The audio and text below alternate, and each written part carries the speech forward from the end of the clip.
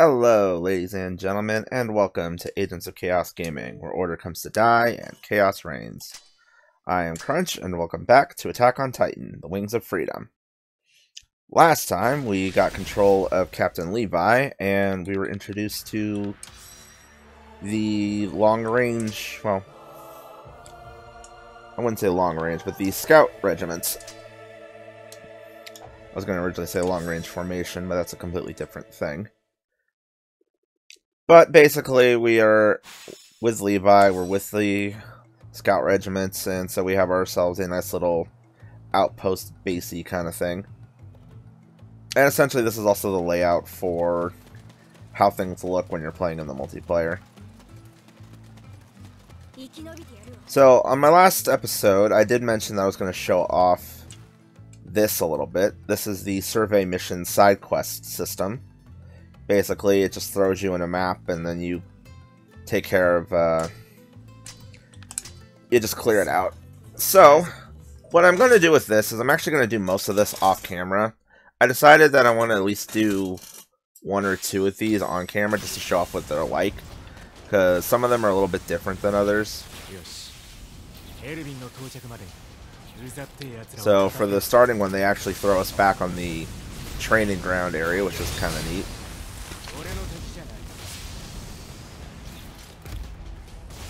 And doing survey missions like this, come on Levi, get through the wall. But doing survey missions and stuff like this is a good way to level up your characters, and also you can get equipment and materials for upgrading your gear, and it also will help you level up your regiment level, which unlocks more stuff for you to pick up as well. So just in general, you want to do it, and then there is something else that comes up later that you need to do a certain amount of these for. Basically, it's like end-game epilogue stuff.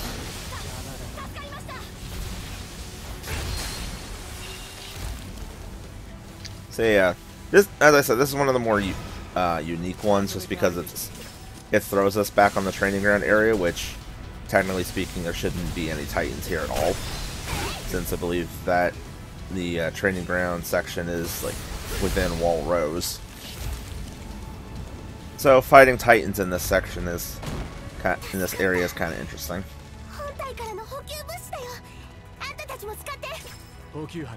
And that's also the most anime sounding voice ever. Alright, so now that we've cleared up the two green marker missions, we now just have a bunch of Titans scattered around the area, so it's time to just kick in and kick them out. This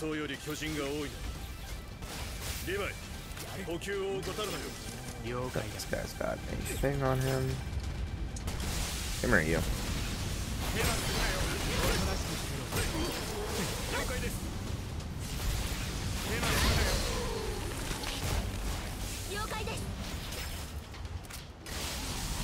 Off the top rope! Every time I get one of those like high strikes where I'm like way up in the air and then I'm just coming down hard on him, it just reminds me of like a wrestler just coming off the top rope. It's great. Going up and going right into his face, but that still killed him.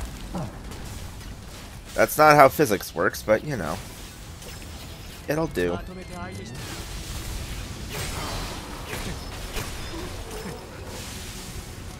Yes, Levi does still have the multi-dash, so, or the multi-strike, just like Mikasa. Alright. See any parts on him? Nope. So just go straight to the kill, and then we'll head on over here.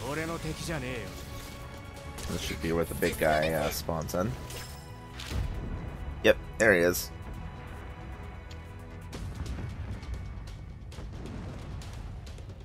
Another giant tubby man. Is he gonna do the creepy face turn thing? Yep, there we go. The fact that they open their mouth is what makes it the most disturbing to me, I think. But the look in their eyes definitely doesn't help, but the open mouth is just like, ew.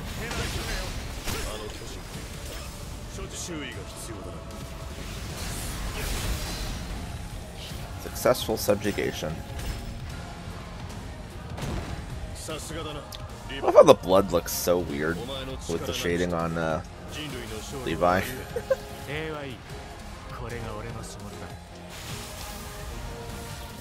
Yeah, I love that. Just like, yeah, don't worry about thanking me. That's just what I do.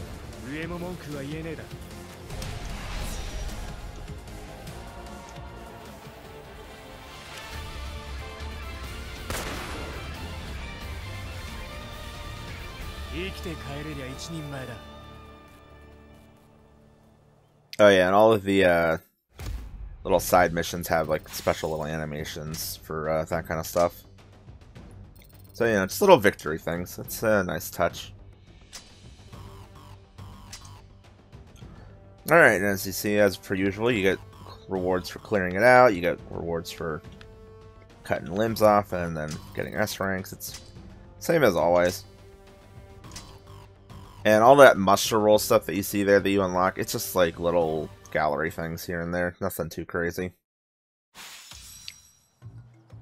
But, you know, if you're into that kind of thing, then, you know, there's an option to work on. But just in general, you want to do these anyway. Like I said, you get more points. Like, it's a good way to build up some cash. It's a good way to get materials, level up your characters, all that stuff. And then if you have people to play with, you can also run those in multiplayer as well. And I believe your progress in multiplayer does count towards your completion progress in single player. Alright, so here is actually our first, well, at least our first on-screen appearance of this mechanic, which is horseback riding. So basically, as the tutorial helpfully said, when you're out in wild fields like this, you don't have as much stuff to grab onto as you would normally, so the best way to get around is on the horse. And you can also get better horses as you go, basically horses that have that are either faster or have more stamina so they can dash for longer. Pretty sure the next actual story mission is supposed to show off the horseback mechanic for the first time, but I'm doing this survey mission, so I kind of jumped ahead of it. But either way, you would have seen it, so it's not that big a deal to me. And as with the regular missions, they do have the green, or I should say as with story missions, they do have the green side mission stuff as well. And I believe all of these later on, when the dire subjugation thing becomes available, it also will, these missions also have dire subjugation targets, which require you on, like, basically scoring perfectly. And I'll just go ahead and grab that. More gas is always useful. And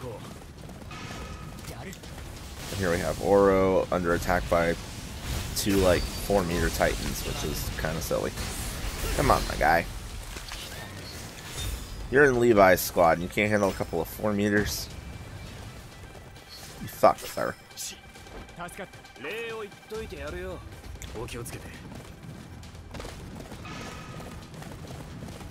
Yeah, this is admittedly one of the maps that I don't really care for that much because of the way that it's set up, because it's got the multi-channel canyon kind of area. It's like you gotta go down all the different paths to get everybody. Now, as you might also notice, despite the fact that this is kind of an area, it puts you on horseback for this area, you don't entirely need to be on horseback. There are some areas like this where they'll put you on the horse, but you actually don't need the horse because the cables have stupid long range sometimes. But there'll be times where they don't hook onto anything like this, but then there's times where it's like, oh, there's a rock wall and a tree like 50 feet away from you. Somehow your cables are just long enough to latch onto it.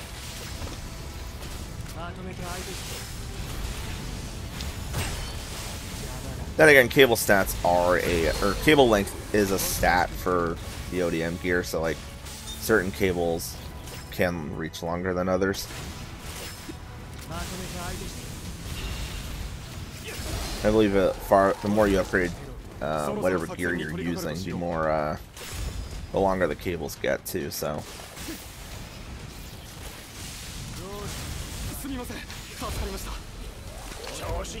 It's just really funny, the idea of like, oh, you're out in the middle of, you know, wherever where you're supposed to be running around on horseback. Oh, let me just throw cables 200 feet long that completely and utterly mitigate that problem. It's so silly. It gets even more ridiculous when you get gear setups that just let you move really fast too.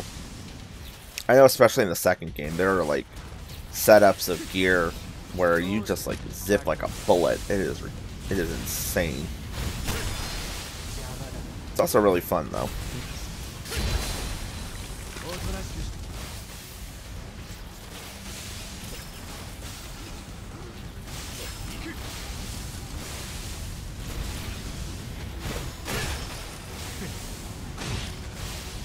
This poor Titan's just bonking his head on the wall. I love how he actually like ends up bending down just to be able to fit in there. Then again, I think he was missing a leg, so. There we go. Save that guy's neck. Zip along. That guy's neck. Reload.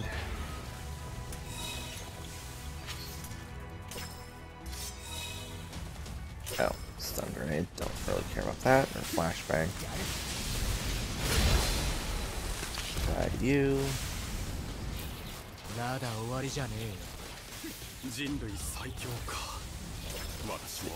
Titan. There he is.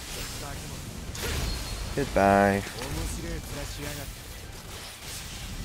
Playing as a Levi is such a power trip. Like, it's awesome playing as just anyone in this universe, just because you get you feel the rush of murdering Titans, but doing it as Levi especially, there's just a utter power rush on that one. Up until you get stuck clinging on the side of a tower like that. Because, you know, that's how that goes. Alright, there we go. I think it's just because he has, like, some of the best stats in the game. Hey, look, it's another Tubby. Now, I find it funny how this intro is actually showing him coming from,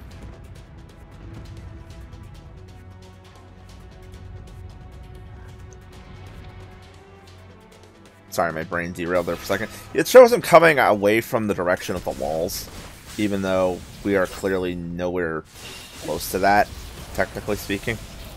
I mean, like, technically we're, like, close, but we're not, like, close. If that makes sense.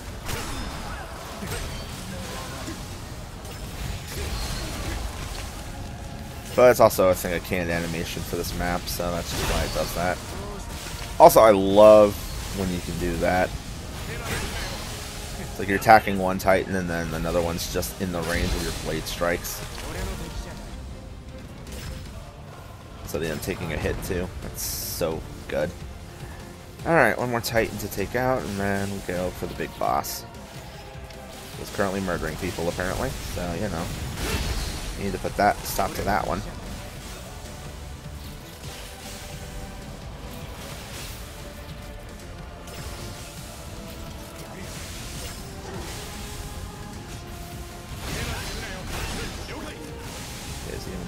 Parts on him? Yes, he does. His other arm.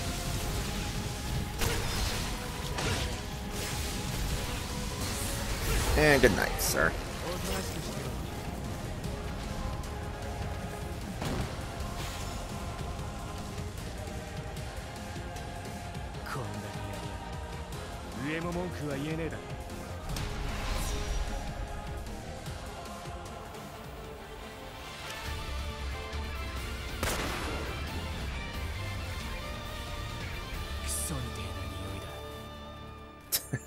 Oh yeah, he doesn't like the smell of Titans.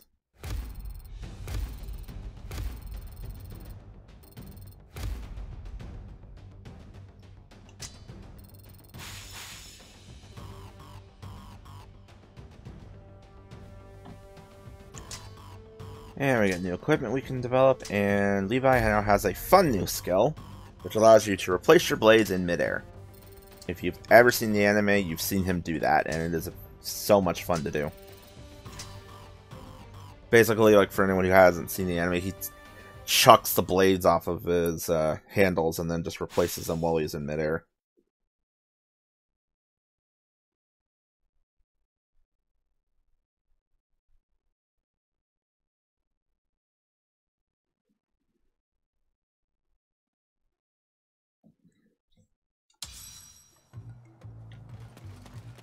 Anyway, since we have new equipment to develop, let's see what we've got here.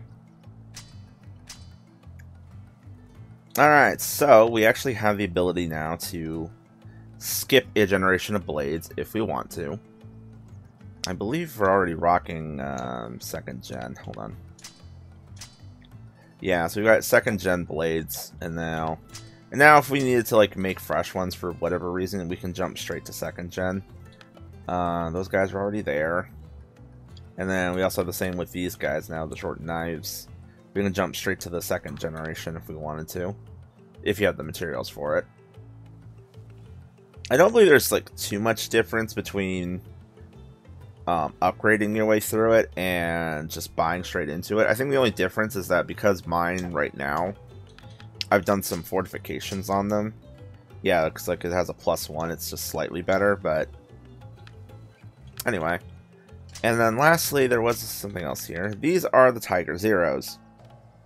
These ones are funny. I wish I could actually like show how they look in the game, but they're basically massive frickin' swords, and then the Swift Horse Zeros are basically the same thing. Oh, there we go. Actually, you can see them. Look at these things. They're huge. Now, interestingly, I don't have the gear for those yet. Huh. But there's the swords. They're basically just gigantic freaking katanas, and they look ridiculous. And there's no way on earth any human would be able to wield them, much less draw them out of these massive scabbards. But as you can also see, the gas capacity, and so the gas tanks and the pressure on them is a lot better than what I've currently got. However, I am actually not going to pick these up. At least not right now. I might do it later on. I don't know. I'm honestly very comfortable with the ones that I've got. I don't think I have a new horse yet I can buy.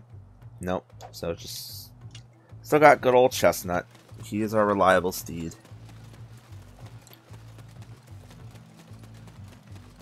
Alright, so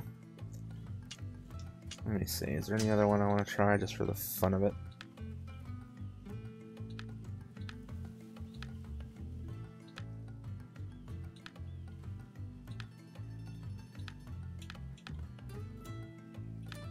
Like how there's apparently Titans in the training force again. I don't know how they keep getting in there. But anyway, I think with that, I'm actually going to call this episode here. Like I said, I just wanted to actually show off kind of what the training mode not training, but the extra missions mode kind of looks like. So I will be doing more of those off camera just because it does get kind of repetitive after a while to see all of that. And as much fun as it would be to try and milk about 5 million episodes out of that, I think you guys would get bored of it after a while. So, thank you guys for watching, and I'll see you next time where we actually continue the story proper. See you guys then.